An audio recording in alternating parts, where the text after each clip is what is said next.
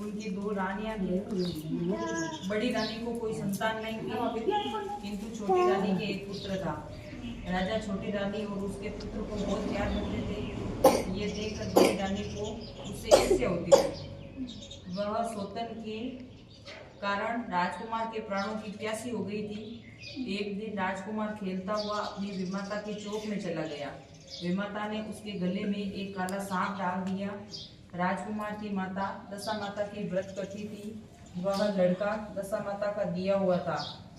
अस्तु दशा माता की कृपा से लड़के के गले में पड़ा हुआ सांप ही अपने आप सरक कर भाग गया। दूसरे दिन राजकुमार की विमाता ने उसे विष के लड्डू खाने को दिए। वह लड्डू ज्यों ही खाने लगा त्यों ही दशा माता के दासी के वेश में प्रकट होकर लड्डू छीन लिए। विष देने पर भी लड़का नहीं मरा। तब रानी को बड़ी चिंता हुई कि किसी न किसी तरह इसको मारना चाहिए। तीसरे दिन जब राजकुमार उसके आंगन में खेलने गया तब रानी ने उसे पकड़कर गहरे कुएं में डाल दिए। ये कुआं उसके आंगन में था, इसी कारण किसी को कुछ पता नहीं चला राजकुमार कहाँ गया या क्या हुआ। उत्तम जलाशय, शुद्ध स्वच्छ मकान तथा ऐसी दिव्य वस्तुओं में सदैव दशा माता का वास रहता है। विमाता ने राजकुमार को कुएं में डाला और दशा माता ने उसे बीच में रोक लिया। जब दोपहर का समय हुआ और कुंवर कहीं दिखाई नहीं दिया तब राजा रानी को बड़ी चिंता हुई।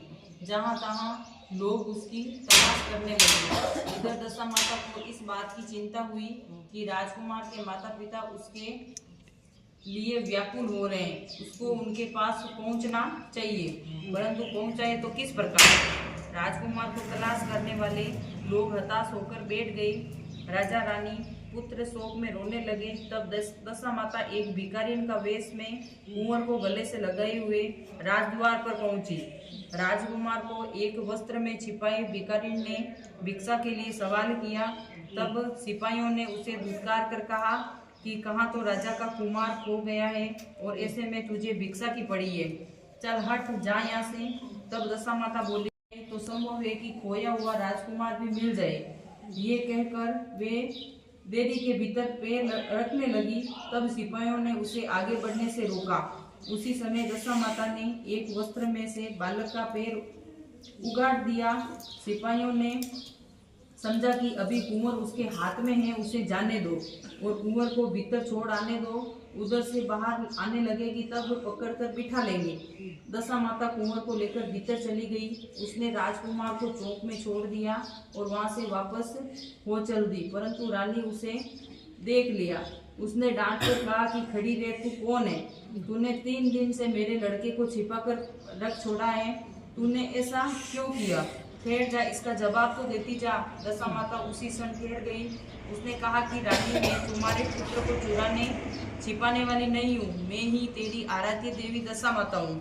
तुझे सचेत करने आई हूँ कि तेरी स्रोत तुमसे ईर्ष्या करती है, वही तेरे पुत्र को घात करने की चिंता में रहती है। तुझको उचित है कि अपने पुत्र को कभी उसके पास न जाने दो। एक बार उसने कुंवर को गले में सर्प डाल दिया, उसे मैंने भगाया। दूसरी बार उसने विष के लड्डू उसे खाने को दे दिए, उनको मैंने इसके हाथ से छीना। अब की बार उसने इसे कुएं में डाल दिया था, सो इस बार भी मैंने उसकी रक्षा की। भिखारी बनकर तुमको चेतावनी देने आई हूँ। तब रानी भगवती के पैरों पर पड़ गई। उसने विनीत भाव से प्रार्थना की कि जैसे कृपा करके आपने साक्षात दर्शन दिए हैं वैसे ही अब इस महल में सदैव रहिए। मुझसे जो सेवा पूजा बनेगी वो मैं करूंगी। पर दशा माता ने उत्तर दिया कि मैं किसी के घर में नहीं रहती। जो श्रद्धा पूर्वक मेरे ध्यान स्मरण करता है उसके हृदय में रहती है। मैंने तुझे साक्षात दर्शन देकर इसके उपलक्ष्य में तुम सुहागिनों को निमंत्रण उनको यथाविधि आदर सत्कार से भोजन करो। अपने नगर में तथा राज्य में ढिंढोरा पिटवा दो कि सभी लोग मेरा डोरा लिया करें और व्रत किया करें। ये कहकर दशा माता ज्ञान हो गई और रानी ने शेर भर की सौभाग्यवती स्त्रियों को निमंत्रण देकर बुलाया। उपटन से लेकर सिरो आभूषण श्रृंगार तथा उसकी यथाविधि करके गहने आदि देकर आंचल भरे और भोजन कराकर विदा किया। शेर और राज्य में ढिंढोरा पिटवा दिया। कि अब सब लोग दशा माता का डोरा लिया करें।